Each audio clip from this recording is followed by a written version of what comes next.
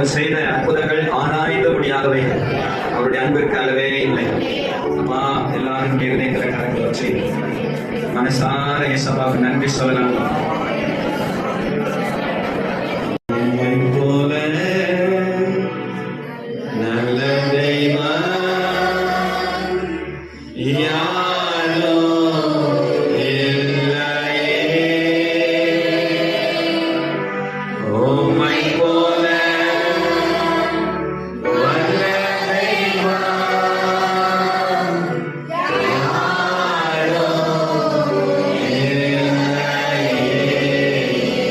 ಕೀರ್ತನೆಗಳು 32 ಮಾರಿ ಮಾರಿ ಓದೋಣ.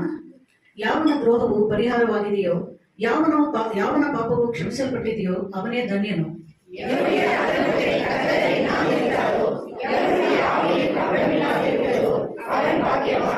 ಇದರಿಂದ ಭಕ್ತರೆಲ್ಲರೂ ಸಕಾಲದಲ್ಲಿ ನಿನ್ನನ್ನು ಪ್ರಾರ್ಥಿಸಲಿ. ಮಹಾಪ್ರವಾಹವು ಅಂತವರನ್ನು ಮುಟ್ಟುವುದೇ ಇಲ್ಲ. ನೀನೇ ನನಗೆ ಮರೆಯು, ನಿರಪಾಯವಾಗಿ ನನ್ನನ್ನು ಕಾಯುವಿ, ವಿಮೋಚನ ಧ್ವನಿಯಿಂದ ನನ್ನನ್ನು ಆವರಿಸಿಕೊಳ್ಳುತ್ತಿ.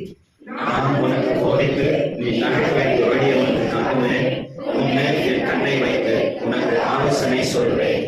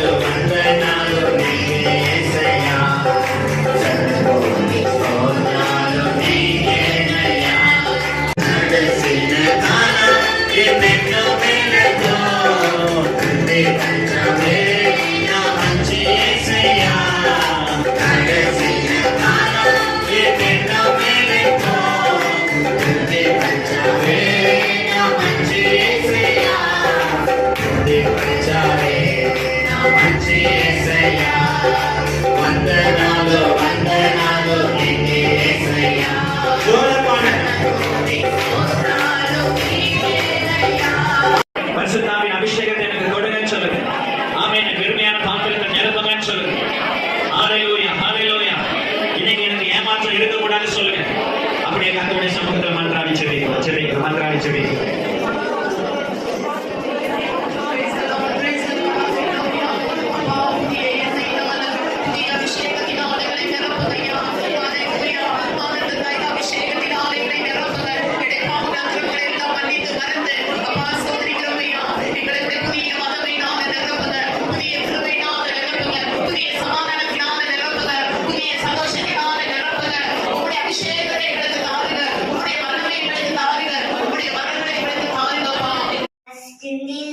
With all your heart, don't lean on your own ways.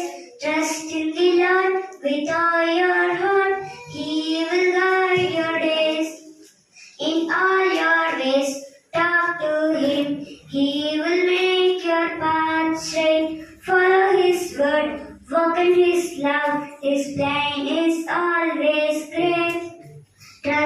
the Lord with all your heart. Don't lean on your own ways. Trust in the Lord with all your heart. He will guide your days. யோவான் எழுதின சுவிசேஷம் 15ஆம் அதிகாரம் 2ஆம் வசனத்தின்படி நாம் என்ன செய்யணுங்க? பலன் கொடுக்க வேண்டும். மறந்துடாது. காது கேட்குதுங்களா? உங்க இருதயத்தில் எழுதிக்கிறீங்களா? நான் கர்த்தருக்கு என்ன செய்யணும்? ஒப்பு கொடுக்குறீங்களா? எத்தனை பேர் ஒப்பு கொடுக்க போறீங்க? எஜமான் சொல்றாரு, அதிக கனிகளை கொடுக்கும்படி. ஆமென். ஹalleluya. என்னை உருவாக்குகிறவர்களோடு நான் சேர வேண்டும். என்னை தாழ்த்தி ஒப்பு கொடுக்கிறேன். நான் பலன் தர வேண்டும். இயேசுவின் நாமத்தில் ஒப்பு கொடுத்து ஜெபிக்கிற நல்ல பிதாவே. ஆமென். கர்த்தருடைய வார்த்தைக்காக கரங்களை தட்டி கர்த்தரை ஸ்தோத்திரம் பண்ணுவோம். ஏதோ ஒரு திசையில் அவர்கள் பயணிக்காதபடி கர்த்தருடைய சித்தத்தின்படி அவர்கள் பிரயாணம் பண்ணுவார்களாக. கணவன் எல்லாவற்றிலும் மனைவியை நேசிக்க, மனைவி எல்லாவற்றிலும் கணவனுக்கு கீழ்ப்படிய, பெற்றோர்கள் கொடுக்கப்பட்ட குழந்தை தேவனுக்கு பிரியமா வளர்த்தெடுக்க அதுல மிக கவனமா இருப்பார்களாக.